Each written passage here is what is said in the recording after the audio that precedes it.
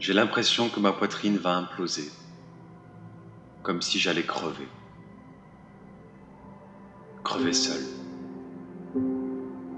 Une douleur aiguë tambourine ma cage thoracique, comme si mes poumons cherchaient plus d'air que ce qu'ils peuvent inspirer.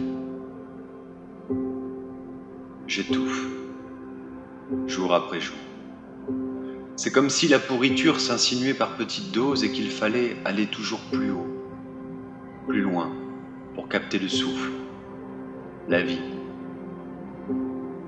Le ciel gris, bas et lourd se transforme en cette dentelle ridicule qui orne le bois austère des planches du salut. Je devins alors le cadavre décharné qui boucle la terre. Une épouvantable bête désarticulée qui se tord maladroitement dans les boulevards crépusculaires de l'existence. Marchant à contresens, dans l'indifférence générale de ces âmes qui défilent au pas, au rythme de la sonorité sourde d'un tambour métallique, une lumière semble jaillir de l'horizon. Elle transperce l'épais manteau grisâtre du plafond. Qu'est-ce donc ? Me demandai-je alors avec le délice de l'ultime curiosité, celle qui retarde encore un peu l'avènement du néant. J'accélère, je trottine comme je peux, et en même temps je ressens une certaine crainte. Est-ce Dieu ? Ai-je lâché à haute et intelligible voix tout en baissant le regard, le poids de l'hypothétique sacré s'appuyant de toutes ses forces sur mes osseuses épaules ? Alors que je n'attendais rien, habitué que je suis au silence, celui qui ne dit mot et révèle tout à la fois, une voix douce, portée par la brise, me murmura avec envoûtement à l'oreille : non, je ne suis pas Dieu, Dieu reçoit, Dieu prive sévèrement les cœurs, moi je donne. Les larmes chaudes semblaient réchauffer alors mes joues livides. Un rire comme jamais je n'en avais eu, massif, lumineux, franc, orna mon visage. Une fraîcheur nouvelle tapissa ma bouche grande ouverte pour enfin gagner mes poumons. Qui es-tu, lumière ? Dis-le-moi quoi qu'il en coûte. Es-tu la mort ? dis-je avec entrain.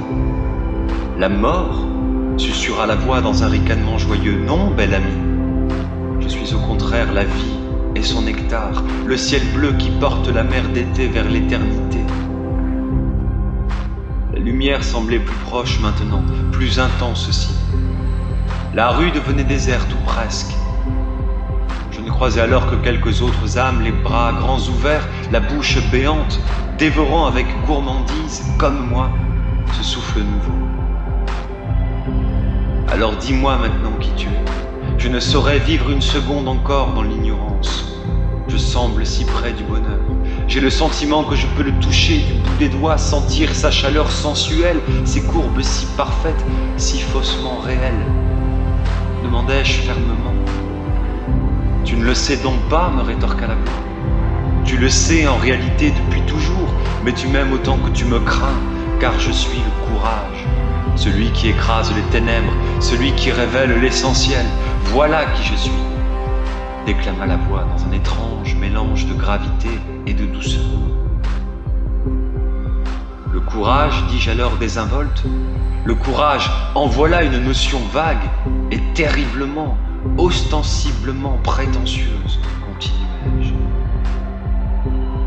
Prétentieuse, enchaîna la voix avec curiosité, me mentir revient à te mentir à toi-même.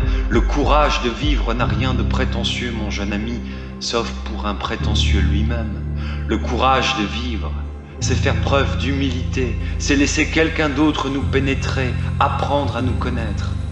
C'est prendre le risque de se dévoiler tout entier dans ce que nous avons de meilleur et de pire.